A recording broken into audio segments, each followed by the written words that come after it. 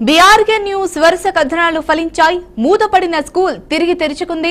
సేలింగంపల్లిలోని Shri Chaitanya school ను వారం రోజుల కిందట మున్సిపల్ అధికారులు సీజ్ చేశారు.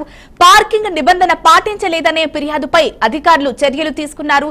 దీంతో 1400 మంది విద్యార్థుల భవిష్యత్తు రోడ్డున పడ్డాయి. తల్లిదండ్రులు స్కూల్ ఎదుట ధర్నాకు దిగారు.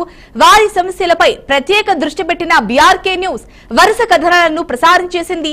ప్రత్యేక చర్చా కార్యక్రమాన్ని కూడా నిర్వహించింది. దీంతో రాత్రికి రాత్రి ఏం జరిగిందో ఏమో కానీ మొత్తానికి స్కూల్ ఓపెన్ అయ్యింది. ఏదేమైనా బీఆర్కే న్యూస్ ప్రసారాలు ఫలించాయి. దీంతో పిల్లల తల్లిదండ్రులు సంతోషాన్ని వ్యక్తం చేస్తున్నారు.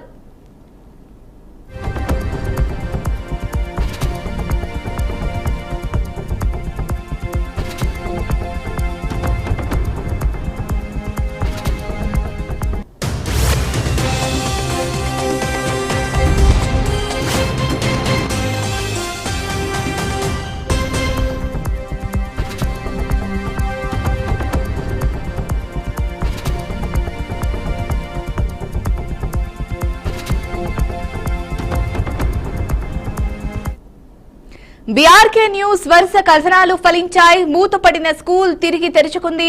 శేర్లింగంపల్లిలోని శ్రీ చైతన్య స్కూల్ ను వారం రోజుల కిందట మున్సిపల్ అధికారులు సీజ్ చేశారు.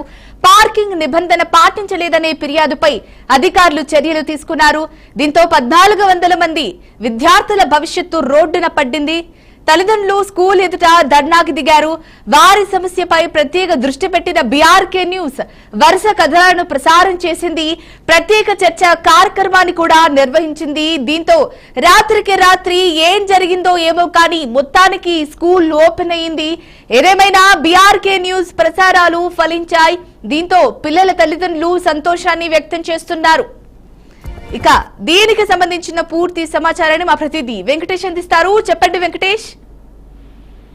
బీఆర్కే న్యూస్ కథనాలు ఫలించాయని చెప్పుకోవాలి. ఎందుకంటే మనం చూసాం వారం రోజుల కిందట శేర్లింగంపల్లిలో ఉన్నటువంటి శ్రీ చైతన్య స్కూల్ ఏదైతే ఉందో ఆ స్కూల్ పార్కింగ్ నిబంధనలు పాటించలేదని దాన్ని అధికారులు సీజ్ చేయడం జరిగింది. సో వెంటనే దీంతో అక్కడ చదువుతున్న 1400 మంది విద్యార్థుల భవిష్యత్తు కొంత ప్రశ్నార్థకంగా మారింది.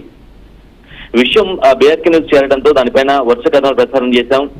ఎందుకు పార్కింగ్ సమస్య ఎందుకు పాటించలేదు? అంత పెద్ద కార్పొరేట్ స్కూల్ అయి ఉండి నిబంధనలు ఎందుకు అతిక్రమించింది, నిబంధనలు ఉల్లంఘించి ఆ విధంగా ఎందుకు స్కూల్ రన్ చేసిందనే అంశం పైన మనం వరుస కథనాలు ప్రసారం చేశాం. స్వయంగా మీరే యాంకర్ గా మీరే 1 గంటకి ఒక 1 అవర్ పాటు ప్రోగ్రామ్ కూడా ఒక గెస్ట్ పెట్టుకుని ఓయూజేఏసీ చైర్మన్ కరాటే రాజుతో గెస్ట్ గా పెట్టి మనం నిర్వహించడం జరిగింది. చర్చా కార్యక్రమాన్ని చాలా సక్సెస్ఫుల్ గా నడిపించాం.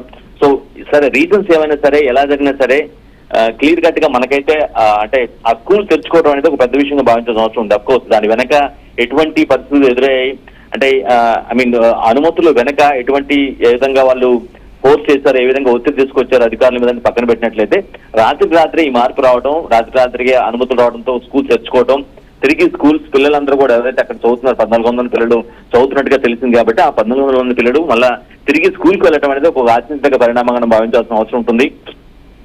నిజంగానే ఒక పెద్ద ఒక మంచి బీఆర్కే న్యూస్ తీసుకున్నటువంటి ఇనిషియేటివ్ అంటే ప్రజా సమస్యల పట్లగా విద్యార్థుల సమస్య స్కూల్ మూసివేయబట్టడం వల్ల పిల్లలకు పడుతున్న ఇబ్బందుల్ని ఆ పేరెంట్స్ గత 4 అంటే సీజ్ అయినటువంటి వారం రోజుల నుంచి కూడా ఆ పిల్లల తల్లిదండ్రులు స్కూల్ దగ్గరకు వచ్చి ధర్నా చేయటం, అంటే వాళ్ళు యాజమాన్యం పట్టించుకోవడం, ఒక పక్క అధికారులు పట్టించుకోవడం, ఈ విధంగా చాలా మానసిక ఆవేదన గురయ్యారు.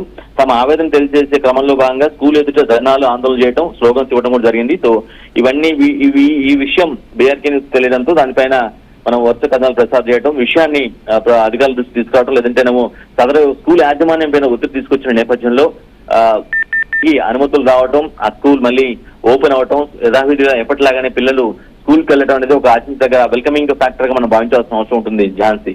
Right, thank you Venkat.